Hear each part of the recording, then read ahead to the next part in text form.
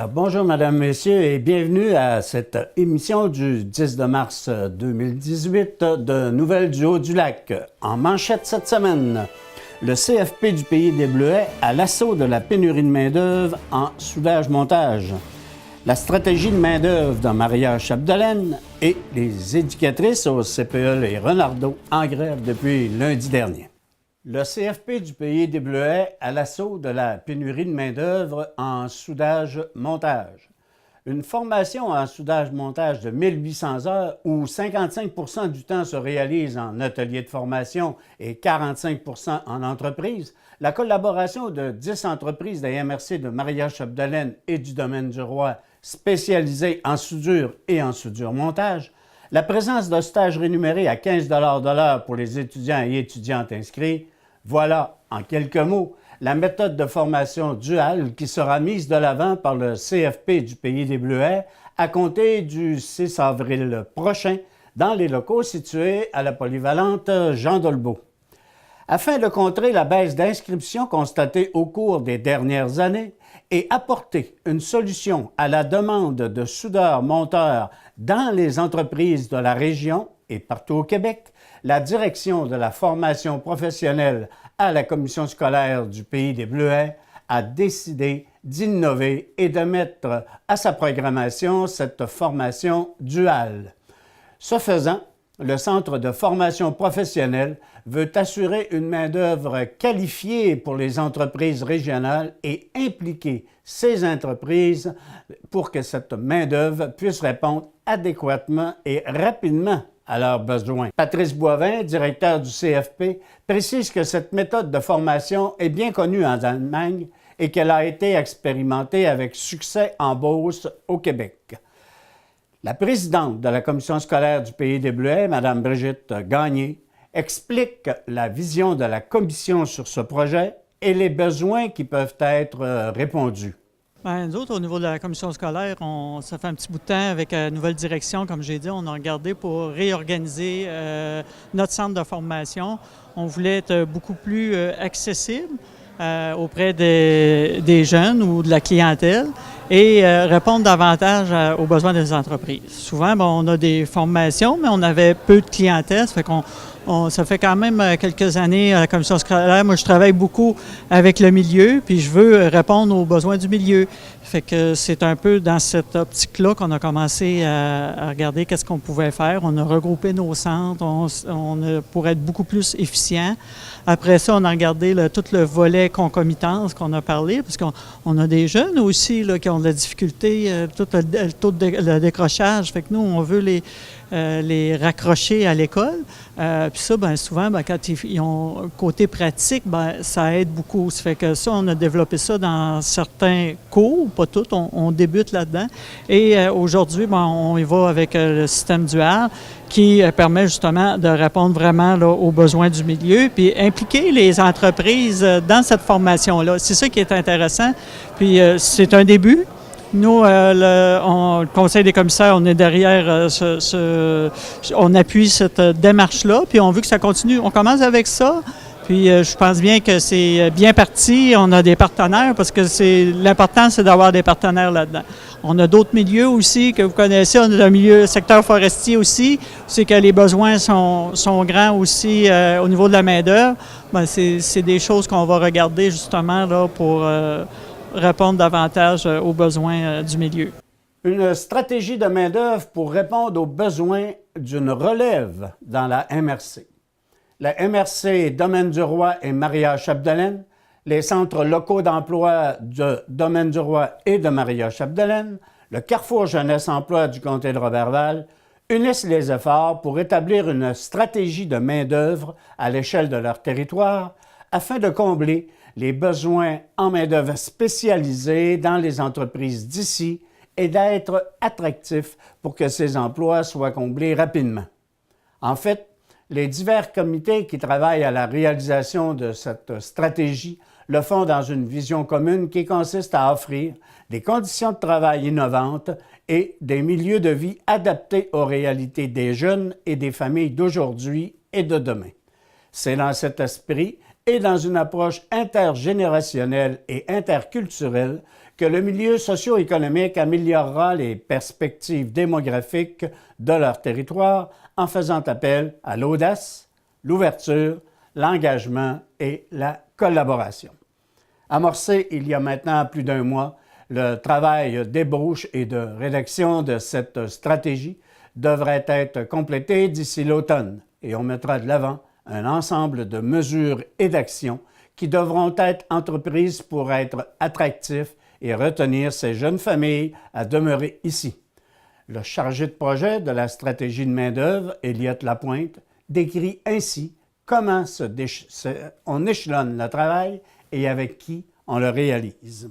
Bien, le nerf de la guerre, c'est la mobilisation des acteurs du milieu, l'implication des leaders. Donc, pour l'instant, on est encore dans une phase en amont. On a des comités aviseurs, donc des comités qui font appel au milieu de travail, donc c'est plus des employeurs, des comités milieu de vie, des gens qui sont impliqués dans plusieurs organismes. On collecte l'information, voir c'est quoi les réalités, essayer de se mettre au diapason de ce que les gens veulent pour le territoire, les idées qui peuvent être porteurs pour la stratégie de main-d'œuvre. C'est sûr qu'on va l'entendre de plus en plus parler. On sent que il y a une urgence de vie pour la population. Ça touche tout le monde, ça touche les municipalités, les entreprises. Prochainement, il va y avoir des lancements. On va faire appel aux élus, aux entreprises. Puis c'est ça, le lancement va se faire de plus en plus. La fin du Festival Dédé Fortin de Normandin. De 2011 à 2016, le Festival Dédé Fortin de Normandin aura connu 4 éditions et aura permis à plus d'une vingtaine de groupes musicaux émergents de se faire connaître et de faire connaître leur production dans le cadre d'un festival qui leur était dédié. À sa dernière édition, en juin 2016, le Festival Dédé Fortin a connu un succès de participation populaire et se préparait à offrir une autre édition pour cette année. Des difficultés de recrutement de bénévoles et d'administrateurs pour constituer un conseil d'administration efficace amènent la direction à cesser les épurations et de ne plus présenter le festival. C'est à regret que les administrateurs restants ont effectué les démarches de dissolution de l'organisme, même si les conditions financières étaient dans une excellente situation. Le directeur des loisirs et de la culture à la ville de Normandin, Éric Bérard, relate les efforts qui ont été menés au cours des 2 dernières années et qui ont conduit malheureusement à la décision de mettre un terme au festival. Bien, c'est simplement, c'est qu'on n'a pas réussi à renouveler le conseil d'administration du comité organisateur. Donc, faute d'avoir le nombre de personnes impliquées suffisant pour être capable de préparer, ça prend un an, préparer un festival, donc n'ayant pas les ressources nécessaires pour, je parle au niveau de bénévoles, pour le préparer, mais malheureusement, là, on a dû se mettre à l'évidence que on n'a pas eu le choix, là, on a mis fin à l'organisme et puis il n'y aura pas de festival de Dédé Fortin cet été. La Chambre de commerce et d'industrie de Dolbeau-Mistassini perd la gestion du kiosque Loto-Québec. C'est maintenant officiel, depuis le 2 mars dernier, la Chambre de commerce et d'industrie de Dolbeau-Mistassini n'est plus le gestionnaire du kiosque Loto-Québec dans le mail des promenades du boulevard. Alors que la gestion du kiosque avait été accordée en novembre au théâtre La Rubrique de Saguenay, ce dernier organisme a décliné la décision de Loto-Québec, ce qui relançait l'espoir de maintenir la gestion à la Chambre de commerce. Mais le couperet est tombé définitivement alors que l'Auto-Québec décidait de confier à la Société nationale des Québécois du Saguenay-Lac-Saint-Jean la gestion du kiosque. Par voie de communiqué, le président de la Chambre de commerce et d'industrie de Dolbeau-Mistassini, Dominique Saint-Pierre, a commenté en ces termes sa déception devant la décision de l'Auto-Québec. Jusqu'à la toute dernière minute, nous avons consenti tous les efforts qu'il fallait afin de faire renverser la décision, mais il s'avère que l'Auto-Québec ne changera pas son fusil d'épaule. Malgré bon nombre de discussions avec la direction de l'Auto-Québec, tout l'appui reçu du milieu des affaires et politiques, c'est une décision sans appel. Nous aurions apprécié plus de transparence tout au long du processus et ça n'a pas été le cas. C'est aussi le groupe Espoir de Dolbeau-Mistassini qui est pénalisé dans cette décision, alors que l'organisme partageait avec la Chambre de commerce les profits annuels de l'opération du kiosque. La Chambre de commerce salue par ailleurs l'initiative d'étudiants en technique de gestion et de comptabilité du Cégep de Saint-Félicien qui organise une soirée-conférence le jeudi 29 mars au Centre civique des Jardins de Dolbeau-Mistassini.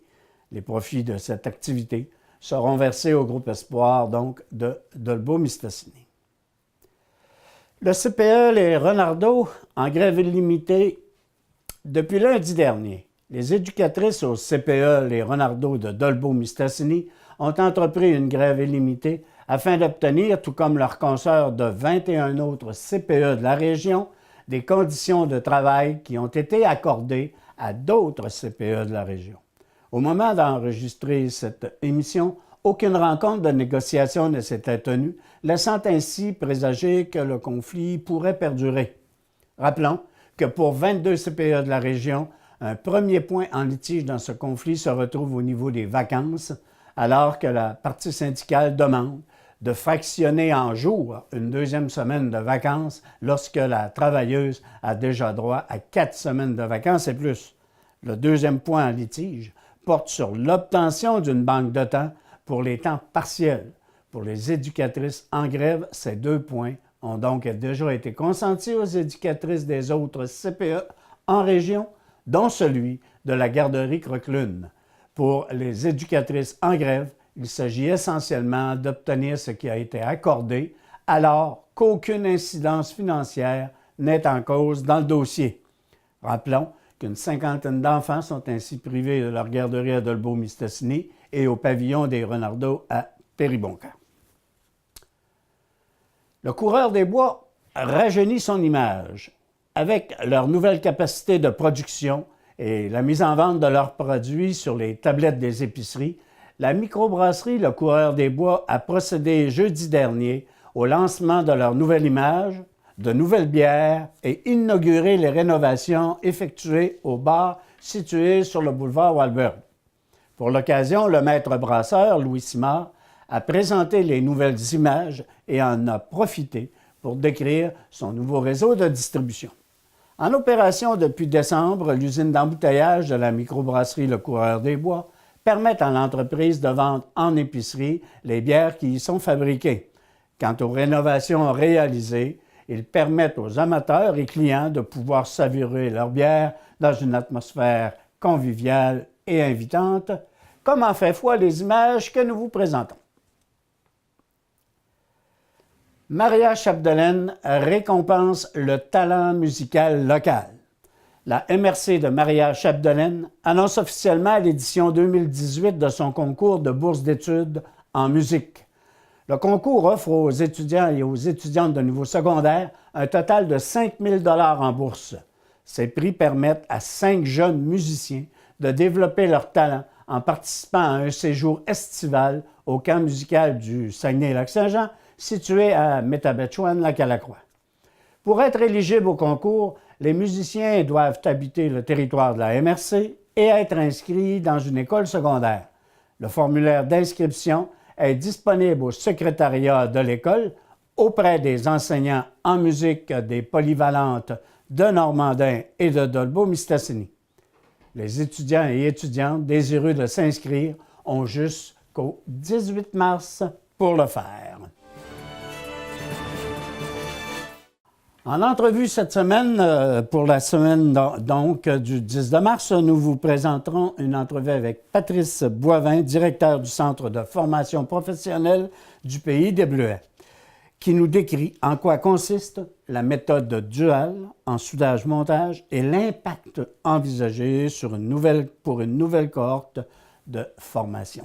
Monsieur Boivin, on vient d'annoncer effectivement qu'on va mettre de l'avant une formation pas nouvelle, parce que soudage-montage existe depuis longtemps, mais une nouvelle façon de faire cette approche. Est-ce que vous pourriez nous expliquer dans un premier temps en quoi consiste cette nouvelle approche? Oui.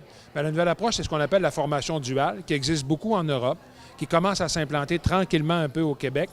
Mais où vraiment la distinction, c'est que l'élève, la personne qui va venir s'inscrire en soudage-montage va être un employé de l'entreprise pour toute la durée du stage et on va aller jusqu'à quasi 45 % du temps passé en entreprise et où l'entreprise va être partenaire pour nous aider à partir de supervision, là, à l'interne, accompagner des profs, à compléter la formation de la personne et les entreprises vont aussi rémunérer 15 $ de l'heure les employés qui vont pour toute la durée du stage en espérant bien sûr les garder après. Et ça veut dire que chaque personne, autrement dit, va recevoir au moins 12 000 $ pour suivre sa formation. Ce qui va permettre aussi des fois à des gens de se réorienter, d'avoir la possibilité, autrement dit, de gagner sa vie pendant qu'il fait la formation. Qu'est-ce qui a amené actuellement? On a combien d'entreprises qui ont décidé d'y participer? Et est-ce que ça va permettre effectivement de mettre de l'avant dès à présent une première cohorte, si je peux me... Oui. La première cohorte qui est prévue pour le 9 avril. On a 10 entreprises à partir du secteur de Maria-Chapdelaine et de Domaine-du-Roi qui ont accepté d'embarquer avec nous. On a présentement 15 places, donc 15 postes disponibles, si on veut, pour la formation en entreprise. Et on part en recrutement là, dès aujourd'hui. On a déjà 6-7 noms là, de personnes qui sont intéressées. C'est donc à dire que si la personne s'en va et va être embauchée par l'entreprise pendant la durée de la formation, ça ne veut pas nécessairement dire que cette personne-là avait choisi cette entreprise-là pour aller travailler après. C'est que dans le cadre du stage, un peu, ça va fonctionner comment? Ça veut dire... Bien, on va faire un peu, parce qu'on s'est inspiré de la Beauce, qui a déjà été financée par le ministère de l'Éducation. On va faire un genre de speed dating, un peu de rencontre, pour essayer de trouver le bon fit, le bon match, excusez l'anglicisme un peu, mais entre l'entreprise et l'élève aussi. Il peut y avoir, bien sûr, des fois une raison si le jeune est de Roberval, exemple, l'entreprise est de Roberval et tout ça, mais il reste qu'on va essayer de trouver, selon l'intérêt du jeune, son profil, l'entreprise qui lui convient et qui est prête à l'accueillir. Dans les 10 entreprises, est-ce que c'est simplement dans le secteur d'Olbeau-Mistassini ou si on a de partout sur le territoire de la commission scolaire? Bien, on a quand même un bon bloc, Normandin, Albanel, puis d'Olbeau-Mistassini. Mais il y a 3 entreprises déjà du domaine du Roi qui ont accepté d'embarquer. Et probablement que suite à la diffusion, il y en a peut-être d'autres aussi qui vont essayer qui vont se joindre à nous. Dans le cadre de tout le phénomène de pénurie de main-d'œuvre, et on sait qu'il s'agit d'un des emplois, effectivement, qui est en pénurie. Est-ce que vous voyez ça comme étant une solution à aider justement les entreprises dans le cadre de ça? De quelle façon ça s'aborde par rapport à la question de la pénurie? Bien, oui, évidemment qu'on veut répondre aux besoins de main-d'œuvre, mais en même temps, je vous dirais que ce soit au niveau universitaire, collégial et même au niveau de la formation professionnelle, l'ensemble, je dirais, du courant presque mondial montre que d'arriver le plus tôt possible en entreprise, peu importe le type de travail qu'on fait, surtout pour les emplois techniques, va nous permettre justement de donner une valeur ajoutée parce que pour les étudiants, l'étudiante, ça rend ça très concret, les apprentissages qu'il va faire. Alors, c'est pour ça que on va vraiment, je vous dirais que oui, le besoin de main-d'œuvre nous oblige à revoir nos façons de faire, mais je dirais que c'est un modèle qu'on va voir appliqué de plus en plus dans les prochaines années. J'aimerais regarder au niveau des enseignants. On sait que quand j'entrais dans la formation soudage-montage, oui, j'avais peut-être un petit stage, mais qui ne représentait pas tout ce que maintenant on va faire. De quelle façon, là, les enseignants vont être impliqués tout au long de cette formation? Bon. La grande différence, c'est déjà, on avait alternance travail-études. On faisait quand même, je pense, un 20-30 % d'entreprise déjà. Sauf que là, les enseignants, lorsqu'ils n'auront pas les élèves, vont être en entreprise eux aussi. Et 2 choses, c'est qu'ils vont travailler avec les accompagnateurs. Donc, pour outiller les accompagnateurs, vraiment leur donner un peu le plan de formation de l'élève et les aider à bien le comprendre. Et vont aussi intervenir directement auprès des élèves en entreprise. Donc, vraiment, s'il y a des techniques à corriger, s'il y a des aspects aussi à apprendre, donc ils vont continuer la formation de manière un peu plus individualisée dans chacune des entreprises et en particulier donner plus de temps aux élèves qui vont prendre un petit peu plus de temps pour acquérir le métier, qui ont des choses à développer parce qu'il y en a qui arrivent déjà avec un peu d'expérience, d'autres qui n'ont pas du tout. Alors, on va travailler un peu sur cette forme-là. Il y a une implication effectivement financière de la part de l'entreprise au départ pour pouvoir être en mesure d'embaucher. C'est donc à dire que pour assurer aussi l'encadrement, il y a une forme d'intervention financière aussi de l'entreprise. Oui, et les entreprises, même, on a été un peu surpris parce que vraiment, ont accepté rapidement. Puis c'est 15 de l'heure pour suivre la formation. C'est quelque chose quand même, c'est un salaire qui est intéressant. Ça veut dire que chaque jeune va avoir au moins 12 000 et ça n'empêche pas l'entreprise, s'il en a besoin dans les autres temps, journée pédagogique, fin de semaine, peu importe le soir, en soirée, tout ça. Mais les entreprises aussi peuvent aussi engager ces jeunes-là. Mais ce qui est important, c'est que chaque entreprise, les entreprises se sont engagées à ne pas se concurrencer. Tu sais, je vais-tu donner 16, 15 et 75? Non, tout le monde, pour la formation, donne 15 sans exception. Alors, c'est déjà, donc, pour éviter justement que le phénomène d'essayer d'aller chercher un peu la main-d'œuvre chez le voisin ne puisse pas s'appliquer. Est-ce que c'est une solution d'avenir en ce qui regarde la formation professionnelle? On sait qu'il y a beaucoup d'interrogations aussi qui se déroulent, pas juste ici au niveau de la commission scolaire, mais sur l'ensemble du Québec, afin justement d'inciter des gens à venir en formation. Est-ce qu'il s'agit d'une formule, entre guillemets, d'avenir? Bien, écoutez, je pense que oui. Il y a des métiers qui s'adaptent mieux à cette formule-là. C'est évident que pour les formations très longues, qui dépassent 1500, 1800 heures, parce qu'on parle de 1800 heures, lorsqu'on arrive dans des formations très brèves, exemple voirie forestière à 630 heures, c'est évident que là, on a juste le temps, on en fait quand même un peu, mais je veux dire, on a juste le temps de former les personnes. Mais pour les formations longues, c'est évidemment, je pense, la formule la plus adéquate, parce qu'on a beaucoup de temps aussi pour récupérer, pour refaire des allers-retours entre les entreprises et le centre. Mais effectivement, ce que vous mentionnez tantôt, est-ce que c'est la solution d'avenir? On pense effectivement que oui. Et je vous dirais que dans les entreprises, la culture de la formation continue, du développement professionnel est de plus en plus, surtout dans les entreprises visionnaires, est de plus en plus présente. Donc, nous, on va être des partenaires pour aussi mettre tout de suite les étudiants en contexte de développement professionnel. C'est pas parce que tu as fini ta formation que tu es déjà compétent. Tu as encore bien des choses à développer tout au cours de ta carrière. Enfin, au niveau de l'évaluation, ça va se passer comment? C'est-à-dire, est-ce que l'étudiant, maintenant, parce qu'il est allé en entreprise, bien, peut-être qu'il n'a pas besoin de passer parce qu'il va peut-être avoir sa job après. De quelle façon cette évaluation-là s'effectue? Oui. Pour évaluer vraiment les compétences, tout se passe ici au centre.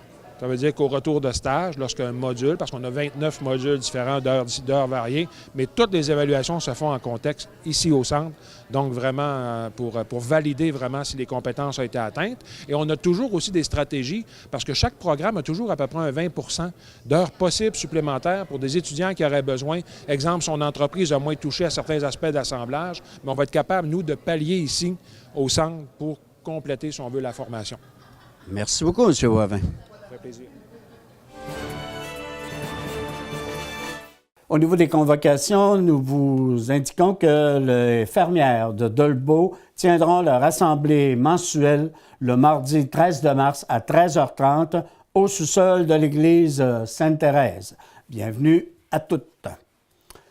Il y aura, comme nous l'avons indiqué tout à l'heure, une soirée-conférence au Centre civique de Dolbeau-Mistassini le 29 mars à 18h30. Et la conférencière sera Mme Véronique Mercier, zoothérapeute. Et des petites bouchées et prix de présence seront aussi présentes. Il en coûtera 20 $ pour assister à cette conférence et les profits seront entièrement versés au groupe Espoir de Dolbeau-Mistassini. Le rendez-vous Printemps en musique 2018 à la polyvalente de Normandin. Les élèves et enseignants du programme Arts-études de concentration musique à la polyvalente de Normandin vous invitent à assister à leur concert présenté dans le cadre de l'événement Rendez-vous Printemps en musique 2018.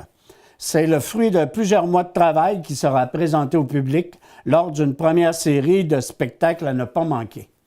Les 4 représentations auront lieu à l'auditorium de la polyvalente de Normandin aux dates suivantes. Lundi, le 19 mars à 19h30, alors le spectacle des ensembles à cordes. Le mercredi 21 mars à 19h30, récital de la classe de piano. Le lundi 26 mars à 19h30, spectacle de la classe de chant. Et le mercredi 28 mars à 19h30, spectacle de la classe de guitare. Le rendez-vous Printemps musique se poursuivra ensuite au mois de mai et nous vous ferons à ce moment-là part des différentes soirées de musique. Les sports. Pour cette semaine, nous commençons par vous inviter à ceux qui n'ont jamais pratiqué le curling, peut-être, ou qui aimeraient plus particulièrement devenir un adepte de ce sport, à participer au tournoi des nuls, pour les nuls, tournoi amateur pour les nuls, qui va se tenir au Centre civique des Jardins de Dolbeau-Mistassini les 29 et 32 mars. Ceux qui sont intéressés peuvent donc communiquer avec le centre pour s'inscrire. Il en est de même pour les 13 et 14 mars, c'est-à-dire la semaine prochaine, où il va y avoir pour le soccer les inscriptions pour les jeunes pour la saison 2018. Donc, c'est à compter de 18h30, les 13 et 14 mars, au complexe sportif de Dolbeau-Mistassini, que l'on peut ainsi s'inscrire pour la prochaine saison de soccer à Dolbeau-Mistassini. Dans le cadre de son mandat comme responsable au niveau de 4 organisations sportives au niveau de la ville de Dolbeau-Mistassini, Dave Lamontagne devra donc aussi voir de quelle façon on peut aménager et faire en sorte que le soccer et le club de golf fonctionnent mieux et davantage accessible pour les gens. À cet effet, nous avons demandé à Dave Lamontagne de quelle façon il voyait son travail. Il faut commencer pour ma part pour une analyse, étant donné que je suis entré en poste. Donc, dès que le centre plein air d'Omiski ferme, le curling aussi va cesser ses activités, je vais me transférer au niveau du club de golf puis du soccer. Donc, c'est vraiment d'aider le conseil d'administration du golf, notamment. Eux qui sont très autonomes, sont très bien sur tout ça. Ils savent qu'est-ce qu'ils vont faire, la gestion du terrain, la gestion des employés, la pro-shop, tout ça se gère. Donc, moi, je viens justement pour voir au niveau plus du développement, la notion de membership, puis apporter peut-être une expertise aussi en administration, poser des questions, puis faire ce qu'ils vont me demander de faire. Avec le poste, il va lui-même se structurer là, après un an. C'est peut-être là qu'on va faire le bilan de qu'est-ce que j'ai fait. Est-ce qu'on reconduit ça de cette façon-là? Est-ce que, donc, c'est là, j'analyse, j'assiste toujours au conseil d'administration. Donc, j'ai déjà commencé mes rencontres avec eux. Je sais déjà ce qui se passe, sauf que j'ai pas de présence terrain nécessairement là-bas. Même chose pour le soccer. J'ai assemblé à l'Assemblée générale annuelle. Donc, j'observe, je vois des petites choses. J'apprends aussi là-dedans. Là. Donc, c'est une première année. Fait que c'est de l'analyse, puis des recommandations, puis le travail de terrain au niveau des organismes d'été va commencer sûrement au mois d'avril. Mesdames, Messieurs, c'est ce qui met fin à l'émission du 10 mars de Nouvelles du Haut-du-Lac et nous vous invitons à être des nôtres la semaine prochaine où nous vous présenterons encore un résumé de l'actualité locale au niveau donc de tant de la MRC que de la ville de Dolbeau-Mistassini.